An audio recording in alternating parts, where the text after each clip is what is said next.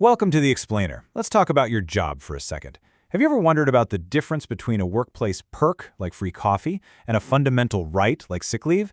Today, we're going to decode those invisible safety nets that are part of your employment, and you'll see what your job actually owes you. So let's just dive right in with this question. Think about it.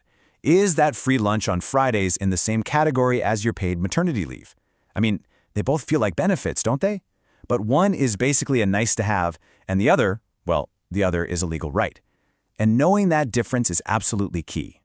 And that difference really comes down to these two big ideas. On one side, you've got labor welfare. This is all about your immediate world at work, the conditions, the safety, the environment. On the other side is Social Security, and that's a much broader safety net for your entire life, protecting you against those major curveballs that can come out of nowhere. Okay, so let's tackle that first pillar, labor welfare. This is all about making the place you work safe, humane, and just plain fair for the people spending a huge chunk of their lives there. And just to be crystal clear, the reason this stuff exists isn't to make the company more profitable or just to be nice. Nope, it's rooted in the principle of social justice, this fundamental idea that every single worker deserves to be treated with fairness and with dignity. But here's where it gets really interesting. Not all of this welfare stuff is the same. It actually splits into two very distinct types, the things your job has to give you by law and the things they offer just because they want to. For instance, check this out. Under India's Factories Act, if a factory has more than 250 employees, it must provide a canteen. That's not a suggestion, it's a legal requirement. We call that statutory welfare because it's written right there in the law, in the statutes. It is completely non-negotiable. But on the flip side, what about a game room or an office sports club? The law says nothing about that. Those are voluntary. A company chooses to offer them to keep morale high, to attract good people. But there's no law forcing their hand. It's a choice, not a legal duty. See the difference? All right, so we've talked about the immediate workplace. Now let's zoom out and look at that second, much bigger piece of the puzzle, Social Security. Think of this as your long-term financial safety net.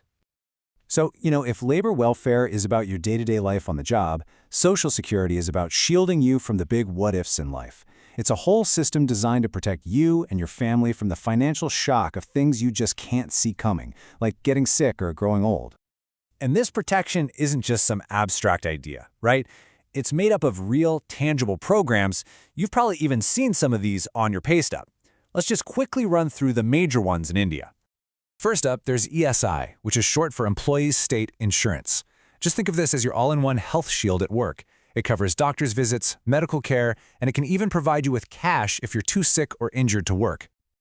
Then you've got the EPF, the Employees Provident Fund. This is your mandatory retirement savings account.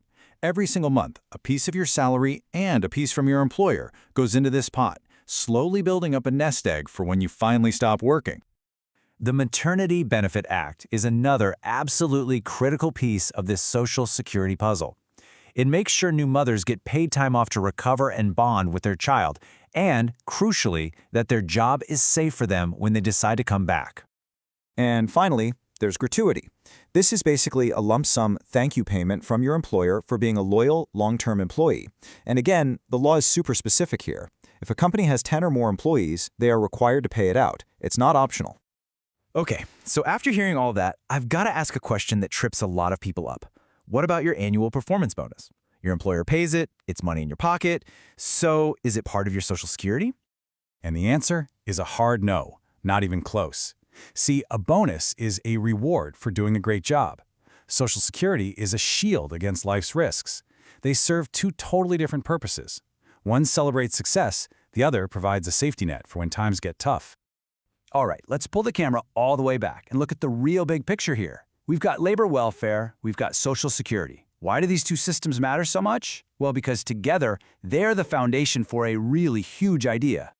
When you put both of these concepts together, they become the pillars of what experts call a welfare state. And look, this isn't about government handouts. It's about a society making a conscious decision, a promise, to make sure all of its citizens have a basic minimum standard of living, of dignity, and of security. Which, of course, brings us to the biggest question of all, especially right now. In a world of gig workers, remote teams, and jobs that are changing faster than ever, what does a modern society owe its workers? The protections we've talked about were built for a different world.